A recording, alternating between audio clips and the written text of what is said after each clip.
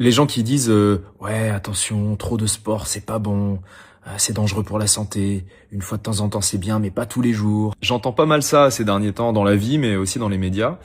Et ça me fait un peu sourire, parce que ça montre à quel point on est complètement déconnecté de la machine biologique qui est notre corps et des animaux que nous sommes. Nous, les Homo sapiens, on a à peu près 300 000 ans, et sur ces 300 000 ans d'existence, pendant 290 000 ans, donc pendant la grande majorité de notre existence, on a été des chasseurs-cueilleurs, nomades, qui passaient leur temps à se déplacer. En fait, à l'échelle de l'évolution, ça fait très peu de temps qu'on s'est sédentarisé, qu'on a inventé l'agriculture, qu'on a construit des villes, etc.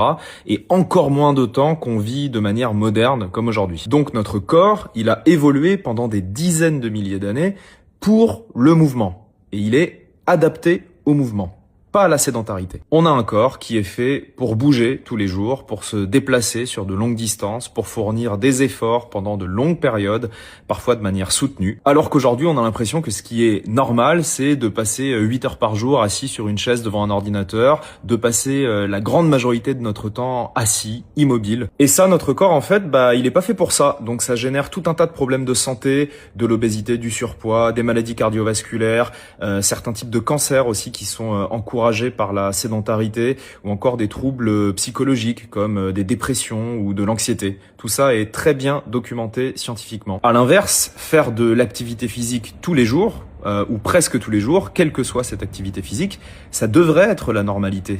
C'est pas un truc de fou en fait de faire du sport tous les jours, c'est juste ce pourquoi on est fait. Alors évidemment, il y a des règles à respecter, la progressivité, la récupération, l'alimentation. Bien sûr, on peut se faire mal ou s'abîmer la santé si on fait trop de sport d'un coup, n'importe comment.